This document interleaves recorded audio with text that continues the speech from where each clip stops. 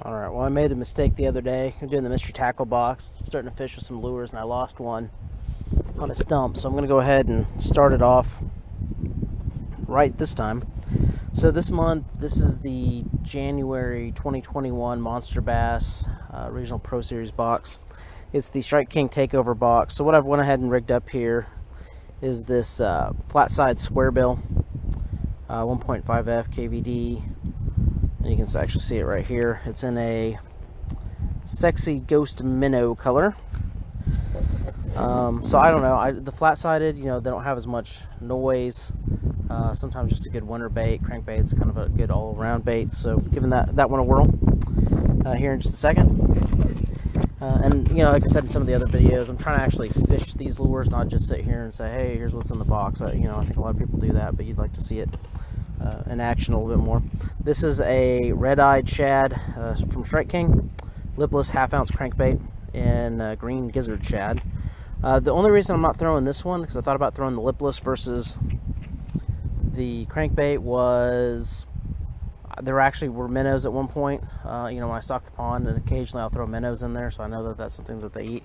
Shad, I know, is a popular forage for bass. There's not shad out here, so I don't know if they'll react to it or not, so I'm just kind of going with what I think is going to be the most successful. Also here is a half-ounce Jordan Lee comeback jig. This is a half-ounce, and I don't know if it doesn't really have a color on it. It's kind of a like a brown-green color. So that was in there, and then make sure I don't drop any of these. We also have this top water buzz bait, the 3/8 ounce swinging sugar buzz, and it's kind of making a white chartreuse and a gray color, and this one doesn't have a list on it. So that is the four hard baits in here. In terms of the soft baits, and also it comes with a set here of Daiichi hooks, some 4-aught hooks. We've got Biobaits. I don't know that really says a whole lot about what these are. This is kind of like a worm, maybe like a finesse worm. It's kind of fat in the ends, kind of skinny in the center. I don't know that they... Let me look in the thing here just a second, and we'll kind of get a little bit more info. We got that. Then we got these kind of fluke style, looks like green pumpkin with like a red flake as well. And it does on the back here say that you can rig this bait up a couple different ways. Wacky, weedless swim, tube. Same thing with this one, hence why the hooks are in there. And I guess you could potentially use some of these as a trailer as well if you wanted to. Same thing here with this guy, which is, I don't know, it's like just a green pumpkin. Can't really tell if there's a flake in that one or not. So let me put all this in here before this falls over. And we lose it. So let's see here. Look at the box here. So, alright. So the Biobait Switchback was that kind of fluke style bait I was mentioning. A Stinko, which I guess is kind of like a Cinco style bait. And then the Leech. So you can nose hook that one, rig, drop shot, so they have more of a kind of finesse presentation. And then as mentioned, here was the hard baits that were in here. So I'm going to go ahead and try to jump on them. They got kind of a sneak peek, I guess, of what's going on here. So, cool. So, like I said, that was what was in the box. Let's go ahead and try to catch a fish with it here real quick. Ooh. That was weird.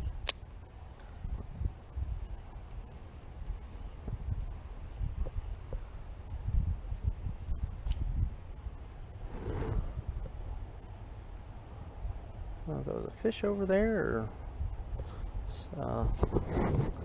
something fell in the water, but I'll see if we can't. I think something happened there. Sometimes it's good too, you know, when you throw it, just let it sit for a second. Just kind of see. And then I'm reeling kind of quick just to get that bait down low. You know. And I'm just doing a jerk and pause, jerk and pause, jerk and pause. You know, the bait's spin. Sometimes what will happen is the bass will chase it. And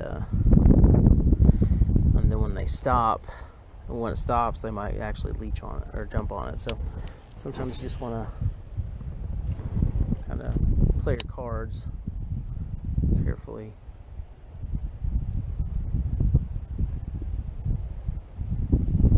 But in the spring and summer, this pond is pretty easy to fish. Basically,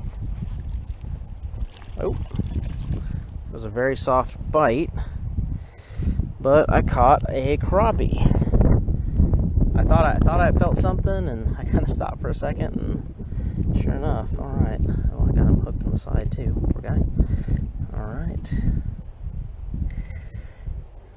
and he whoop. Stop jumping, buddy. You're gonna hurt both of us. He went for that.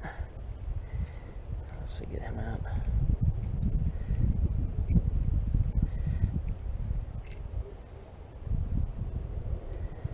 Oh boy. I guess. So probably one of the smaller crappies we have here at the house. Not quite eating something. Well, I mean, probably make a little fillet out of him or something. But I guess he liked it, so we'll let him go. And see if we can't catch another one. I caught that crappie earlier on that crankbait, but it doesn't look like a whole lot's going here. I will try to do some more videos and actually fish a couple more of these baits. One of the things I was trying to do, just kind of sticking with what was in the box, was using this comeback jig with one of the Stinkos. And didn't have a whole lot of luck with that. I was thinking about maybe cutting some of that worm, making it a little bit smaller, giving that a whirl, but like I said, it's getting dark. But we'll try it again. Alright, next day, lunchtime, doing a little bit more fishing here with the 2021 MonsterBass Regional Pro Series box. As you saw in the last video, I ended up catching a crappie on a KVD flat side crankbait, and today I'm going to go ahead and throw out this Jordan Lee comeback jig, and I just basically used that Stinko, whatever it's called, the box there from Biobaits, and basically I just cut a little bit of it off and threw it on the back here. I just felt like the full worm was a bit too much of a presentation, especially for this pond and the size of the fish. And so I'm just going to put that out there, and let's just see today if we can catch something. It did rain last night. It's a little chilly today, but maybe we'll have some luck.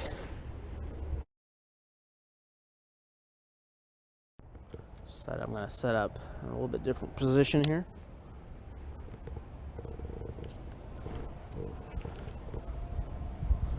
There's a branch.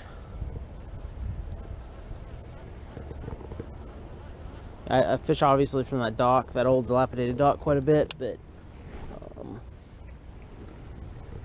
you know, sometimes you try something different. Maybe try like I said right there, I think I caught one. To my point, you just try something different, and sometimes that's all it takes. And there you go. There you go, bass on a jig.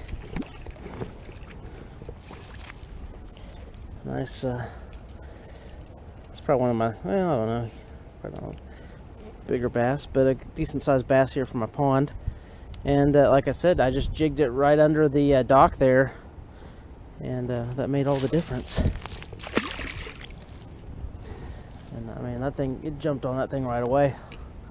So let me see here, I'm going to try that again, see if we can't get another one. It's right there on the edge of that dock.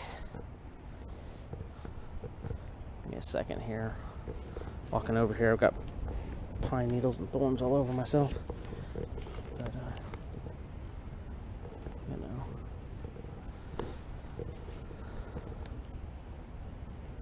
It's a good spot too. You know, there's oxygenators under there as well.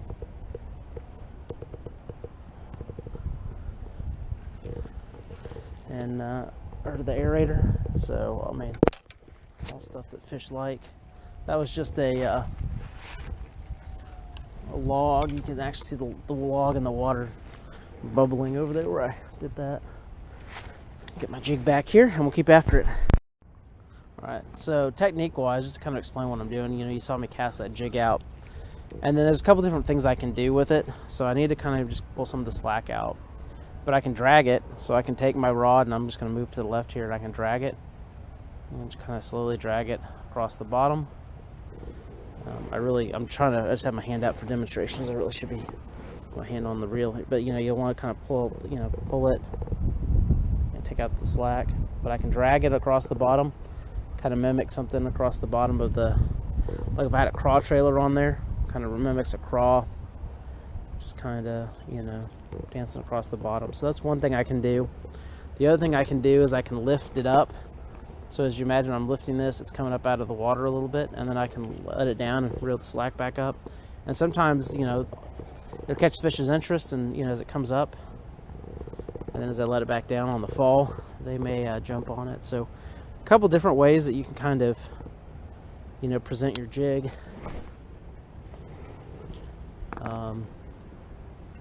And sometimes, if you're not getting a bite, you might try a different presentation, or try that different strategy as well.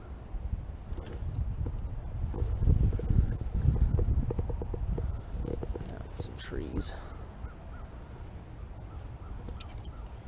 Sometimes when I pull through the trees like that, instead of retrieving it, I'll just, I'll pull it out, drag it a little bit, or I might lift it back up and let it fall.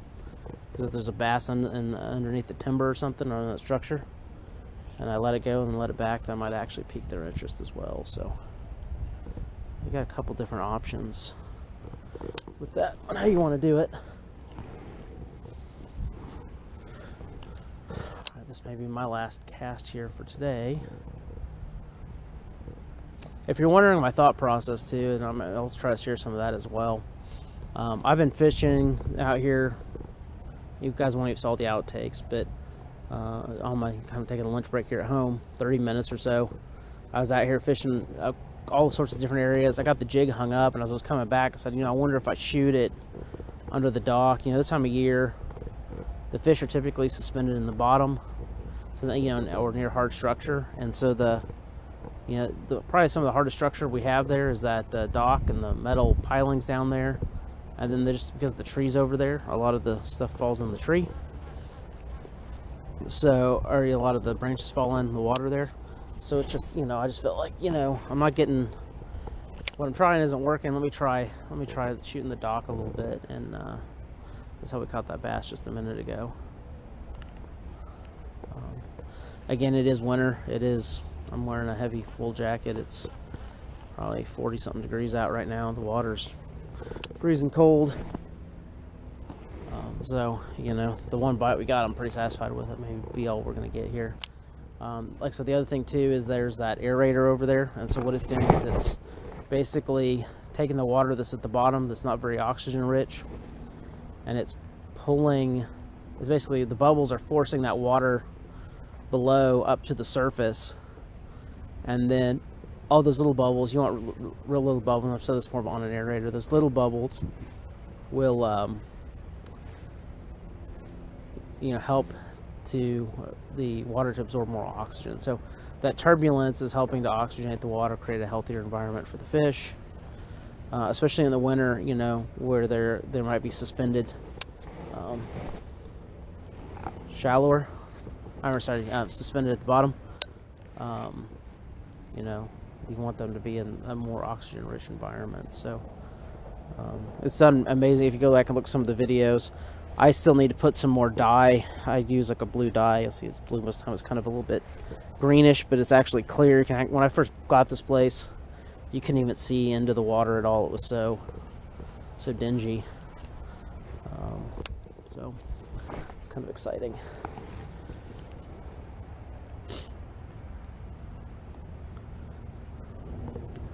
But yeah, I think I'm going to try to make my way back here. And like I said, if you guys want to see me try any of the other baits, or anything I can do to make these videos a little bit more entertaining, more interesting, you let me know and I will do it. So until next time.